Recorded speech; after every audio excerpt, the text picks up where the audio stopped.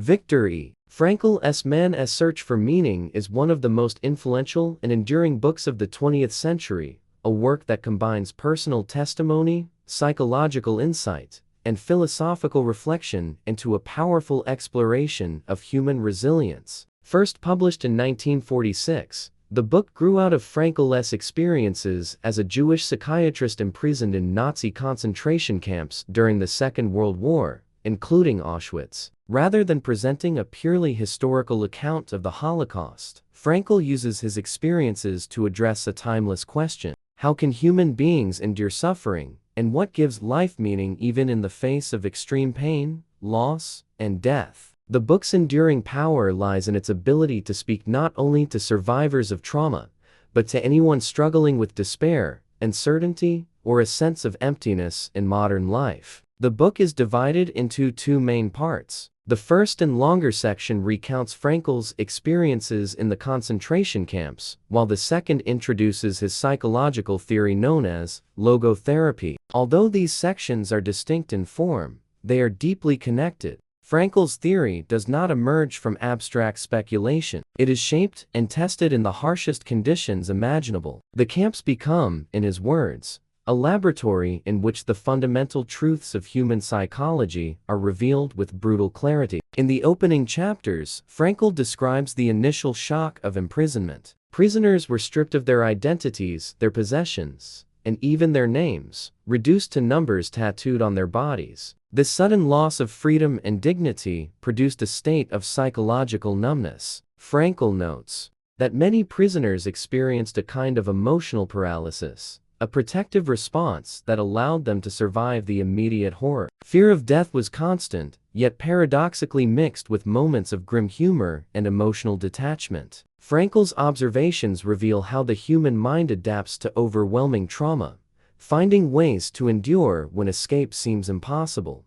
As camp life continued, Frankl describes a second psychological phase marked by apathy. Prisoners became increasingly indifferent to suffering, both their own and that of others. This apathy was not cruelty but survival. Emotional sensitivity would have made daily existence unbearable. Frankl recounts scenes of extreme hunger, exhaustion, and violence, emphasizing how physical deprivation shaped mental life. Hunger dominated thoughts, dreams, and conversations. The body's struggle to survive often reduced life to its most basic instincts. Yet even in this environment, Frankl observes moments of kindness, sacrifice, and moral choice, suggesting that humanity is never completely extinguished. One of the most important themes in the book is the idea that suffering itself is not what destroys people. Rather, is suffering without meaning. Frankl noticed that prisoners who lost all sense of purpose were more likely to give up and die. In contrast, those who held on to a reason to live, whether the hope of seeing loved ones again,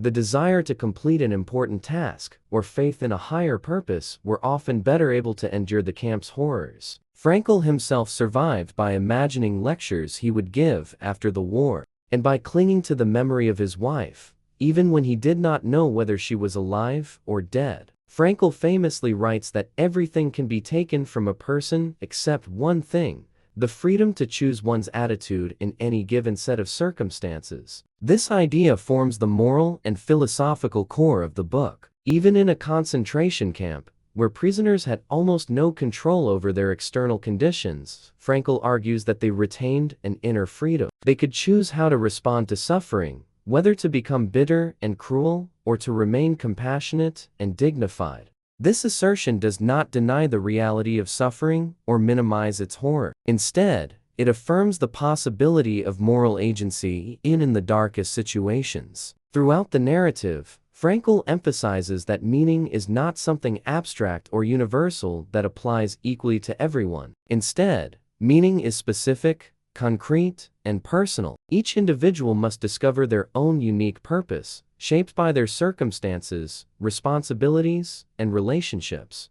In the camps, meaning often took the form of small, fragile hopes, a future reunion, a piece of work yet to be completed, or the decision to comfort another prisoner. Frankl suggests that life continually asks questions of us, and it is our responsibility to answer through our actions. The latter part of the book shifts from memoir to psychology, reducing logotherapy, Frankl's therapeutic approach. Logotherapy is based on the premise that the primary motivational force in humans is the search for meaning, rather than the pursuit of pleasure, as Freud suggested, or the pursuit of power, as Adler proposed. According to Frankl, many psychological problems stem from what he calls the existential vacuum, a sense of inner emptiness and meaninglessness that arises when individuals lack purpose in their lives. This condition, he argues, is especially prevalent in modern societies, where traditional values and structures have weakened.